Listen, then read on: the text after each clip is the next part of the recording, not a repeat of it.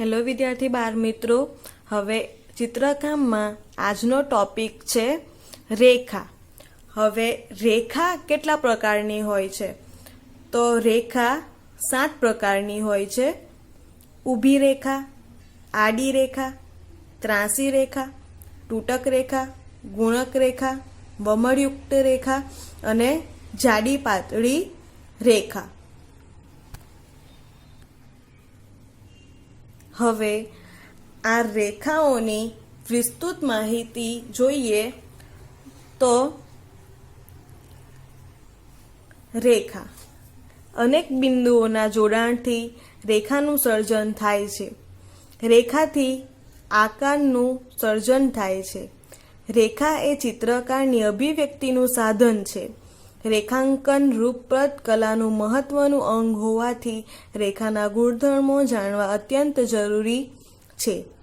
રેખા જુદા જુદા ભાવોનું સૂચન કરે છે. હવે તમને થિયરીમાં ધોરણ 6 અને 7 બંનેમાં રેખા એ ટોપિક આવશે. માટે એક બુકમાં રેખા છે, પરંતુ એના આ બધા પ્રકારો અને એના ઉદાહરણો આપ્યા નથી. તો આ છે ધોરણ 7ની બુક છે. એમાં ઉદાહરણ આપ્યા છે, તો એમાંથી આપણે વ્યવસ્થિત રીતે સમજી લઈએ. આના પ્રશ્નો ધોરણ 6 અને 7માં પૂછાઈ શકે. આપણે સમજી લઈએ. ઊભી રેખા.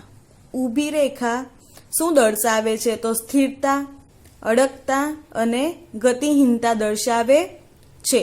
શું દર્શાવે ઊભી રેખા? સ્થિરતા, અડગતા અને ગતિહીનતા. હવે એના ઉદાહરણ: બત્તી કે ટેલિફોનનો થાંભલો. સ્થિરતા. સ્થિરતા એટલે કોઈ સ્થિર હોય તો એને ઊભી રેખા વડે દર્શાવાય. અડગતા, ગતિહીનતા, ગતિ નથી કરી રહ્યા, એક જ જગ્યાએ સ્થિર છે, ઊભી રેખા આવશે. હવે બત્તી કે ટેલિફોનનો થાંભલો. તમે જોઈ શકો છો કે બત્તી કે ટેલિફોનનો થાંભલો કઈ સ્થિતિમાં હોય છે? તો ઊભી સ્થિતિમાં હોય છે, એટલે એ ઊભી રેખા દ્વારા દર્શાવાશે. આડી રેખા. આડી રેખા શું દર્શાવે છે? તો આરામ અને નિષ્ક્રિયતા દર્શાવે છે. આરામ અને નિષ્ક્રિયતા. દાખલા તરીકે સૂતેલો માણસ કે પ્રાણી. જમીન પર પડી ગયેલું વૃક્ષ. હવે આડી રેખા આરામ એટલે સૂતેલો માણસ. આપણે સૂઈ જઈએ છીએ તો કઈ અવસ્થામાં? આપણે ઊભા નથી સૂતા, આપણે સૂવા માટે આપણે આડા થઈએ છીએ, તો એ પરિસ્થિતિ સૂતેલો માણસ કે પ્રાણી, બરાબર, એ આડી રેખા દ્વારા દર્શાવાય છે. જમીન પર પડી ગયેલું વૃક્ષ. વૃક્ષ જ્યારે ઊભું હોય તો એ ઊભી રેખા દ્વારા દર્શાવાશે. હવે તમને એક્ઝામમાં પૂછાય કે જમીન પર ઊભું વૃક્ષ એ કઈ રેખાનું ઉદાહરણ છે? તો તમારે ઊભી રેખા એ જવાબ સાચો આવશે. અને જમીન પર પડી ગયેલું વૃક્ષ એ આડી રેખા. હવે ત્રીજું, ત્રાંસી રેખા. ગતિ અને હલનચલન દર્શાવે છે. ત્રાંસી રેખા શું દર્શાવે? તો ગતિ અને હલનચલન, બરાબર. એક્ઝામમાં પૂછાય ત્રાંસી રેખા શું દર્શાવે છે? નીચે ઓપ્શન આવે તો એમાં જે ગતિ કાં તો હલનચલન હોય તો એ તમારો સાચો જવાબ હશે.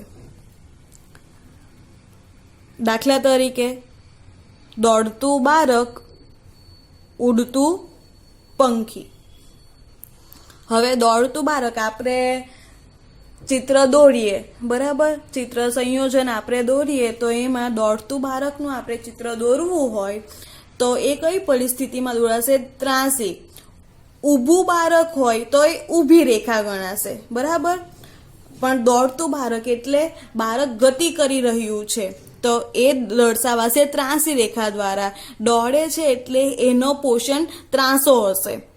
ઉડતું પંખી. હવે આકાશમાં આપણે પંખી દર્શાવીએ છીએ, એ ઉડતું હોય છે એટલે એ પણ ગતિ કરે છે, તો એ ત્રાંસી રેખા દ્વારા દર્શાવે છે. પંખી ઉડે છે ત્યારે એ સીધી લાઈનમાં કે આડી લાઈનમાં દોડતું નથી, એ હંમેશા ક્રોસમાં જાય છે. બરાબર. આ સિવાય ઉડતું પંખી, એના સિવાય ઉડતું વિમાન, એ પણ તમે લઈ શકો કે વિમાન જ્યારે ઉડે છે ત્યારે એની ગતિ ઊભી કે આડી હોતી નથી, એની ગતિ ત્રાંસી હોય છે. એટલે કઈ રેખા દ્વારા દર્શાવાશે? તો ત્રાંસી રેખા દ્વારા. એ સિવાય તમને ઘણા બધા હજી ઉદાહરણ આવડતા હશે. હવે આપણે આગળ જોઈએ તો ચોથું આવશે તૂટક રેખા. બરાબર. હવે તૂટક રેખા શું દર્શાવે? તો ગતિ, ભય, કંપારી અને અસલામતી. હવે એના ઉદાહરણ છે ઉડતું વિમાન, વરસાદ. બરાબર. તો હવે તૂટક રેખા, હવે એક મેં તમને કીધું કે ઉડતું પંખી એ ત્રાંસી રેખા દ્વારા દર્શાવે, એમ ઉડતું વિમાન એ પણ ત્રાંસી રેખા દર્શાવે. હવે જ્યારે આપણે વિમાન દોડીએ છીએ, બરાબર, તો કોઈ પણ કુદરતી દ્રશ્યમાં વિમાન દોરીએ અને એની પાછળ આપણે તૂટક એવી રીતે રેખાઓ કરેલી હોય તો એ રેખા તૂટક રેખા. આપણે ચિત્રમાં વરસાદ દર્શાવીએ છીએ, જેમ કે કુદરતી દ્રશ્યમાં આપણે વરસાદમાં રમતા છોકરાઓ એવી રીતનું ચિત્ર હોય અને આપણે ચિત્ર દર્શાવ્યું હોય તો એમાં વરસાદ કેવી રીતે દર્શાવ્યો તો આપણે તૂટક રેખા દ્વારા દર્શાવીએ છીએ ને, એને કહેવાશે તૂટક રેખા. બરાબર. હવે ગુણક રેખા. પાંચમું છે ગુણક રેખા. અવ્યવસ્થા, મૂંઝવણ અને અનિયમિતતા દર્શાવે છે. હવે ગુણક રેખા તમને થશે કે તમને ખબર પડે ઊભી રેખા ખબર પડે, આડી રેખા, ત્રાંસી રેખા, તૂટક રેખા, પણ ગુણક રેખા શું છે? તો ગુણક રેખા એ અસ્તવ્યસ્ત પ્રકારની રેખા છે. આડી અવળી કે ગમે તેવી રીતે લીટા પાડ્યા હોય તો એને કહેવાશે ગુણક રેખા. હવે એના ઉદાહરણો પણ જોઈ લઈએ તો ભૂકંપનું દ્રશ્ય અને અકસ્માતનું દ્રશ્ય. હવે આપણે જો કોઈ ચિત્રમાં ભૂકંપ દર્શાવીએ કે અકસ્માત દર્શાવીએ તો કેવી રીતે દર્શાવીએ? તો એમાં કોઈ પર્ટિક્યુલર સીધો આકાર હોતો નથી. જેમ કે ભૂકંપનું આપણે ચિત્ર દોરીએ તો એમાં બધું પડી ગયેલું, ભાંગી ગયેલું, તૂટી ગયેલું, એવી રીતે આપણે એ બધી પરિસ્થિતિ દર્શાવીએ છીએ. તો એ રેખા કઈ રેખા દ્વારા દર્શાવીએ? તો કે ગુણક રેખા. આડી અવળી એનો કોઈ જ આકાર હોતો નથી. ઇન શોર્ટ, આડી અવળી રેખા એટલે ગુણક રેખા. હવે અવ્યવસ્થા એટલે કંઈ પણ વ્યવસ્થિત, ચિત્ર આપણે કેવું દોરીએ કે વ્યવસ્થિત, હવે અવ્યવસ્થા દર્શાવે એટલે કંઈ પણ વ્યવસ્થિત નહીં, એ ગુણક રેખા. બરાબર. હવે છઠ્ઠું છે વમળયુક્ત રેખા. એ પણ તમને બધાને ખ્યાલ હશે. હવે એ શું દર્શાવે છે તો એ જોઈ લઈએ. મંદ ગતિ, તાલ, લય અને માધુર્ય દર્શાવે છે. દાખલા તરીકે નદી કે સમુદ્રની લહેરો, જમીન પર સરકતો સાપ. હવે તો તમને બધાને ખ્યાલ જ હશે, કેમ કે આપણે આગળના ધોરણમાં કુદરતી દ્રશ્ય વધારે કર્યા છે. તો કુદરતી દ્રશ્યમાં આપણે નદી કે સમુદ્રની લહેરો હોય એટલે કે આ દરિયો દોરેલો હોય અને દરિયામાંના મોજા હોય તો આપણે એને કેવી રીતે દર્શાવીએ? તો કે વમળયુક્ત રેખાથી. બરાબર. હવે જમીન પર સરકતો સાપ જમીન પર હોય તો એ કેવી રીતે સરકે છે? સીધો સરકતો નથી.